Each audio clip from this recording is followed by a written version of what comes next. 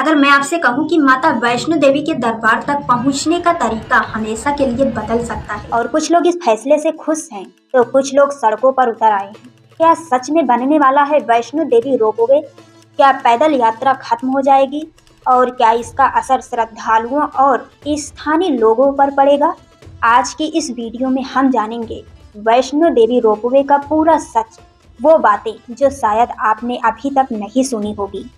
अगर आप भी माता रानी के भक्त हैं तो वीडियो को अंत तक जरूर देखें, क्योंकि ये जानकारी आपके लिए बहुत जरूरी है। सबसे पहले समझते हैं कि रोपवे प्रोजेक्ट है क्या।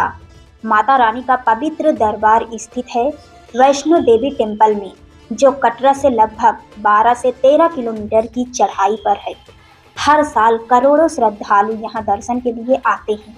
अभी तक यात्रा के मुख्य विकल्प है पैदल यात्रा, घोड़ा खच्चर, पालकी, कुछ दूरी तक बैटरी कार।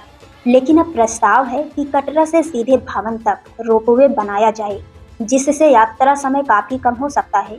बताया जा रहा है कि रोपवे बनने के बाद कुछ ही मिनटों में श्रद्धालु ऊपर पहुंच सकेंगे। अब सबसे बड़ा सवाल, अगर रोपवे सुविधा देगा तो विरोध क्यों? दरअसल श्री माता वैष्णो देवी श्राइन बोर्ड द्वारा प्रस्तावित इस परियोजना का कुछ स्थानीय लोग विरोध कर रहे हैं। विरोध के मुख्य कारण रोजगार पर असर। हजारों लोग घोड़े, पालकी, पिट्ठू सेवा से अपना घर चलाते हैं। अगर रोपवे आ गया तो उनका रोजगार प्रभावित हो सकता है। परंपरा और आस्था। कई भक्त मानते हैं कि पैदल यात्रा का अपना आध्यात्मिक महत्व है। उनका मानना है कि कठिन चढ़ाई ही भक्ति की असली परीक्षा है। स्थानीय व्यापार पर असर। रास्ते में छोटे दुकानदार, भोजनालय, प्रसाद की दुकान, सबकी आय यात्रा पर निर्भर है।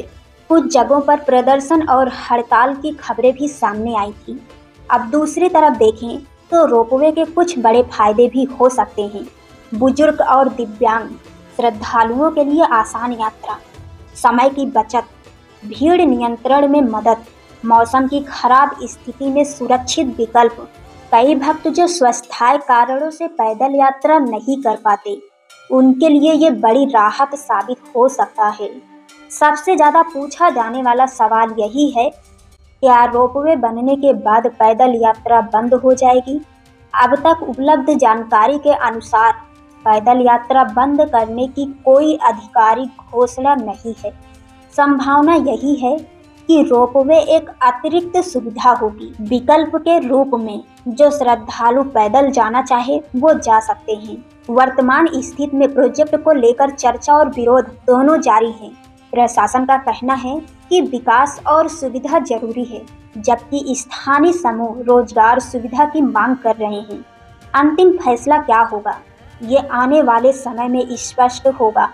माता रानी का दरबार आस्था का केंद्र है। चाहे आप पैदल जाएं, घोड़े से जाएं या भविष्य में रोपवे से, माता रानी के दर्शन की भावना सबसे महत्वपूर्ण है। आपका क्या विचार है? क्या रोपवे बनना चाहिए या परंपरा को ही जारी रखना चाहिए? नीचे कमेंट में जरूर बताइए। जय माता दी।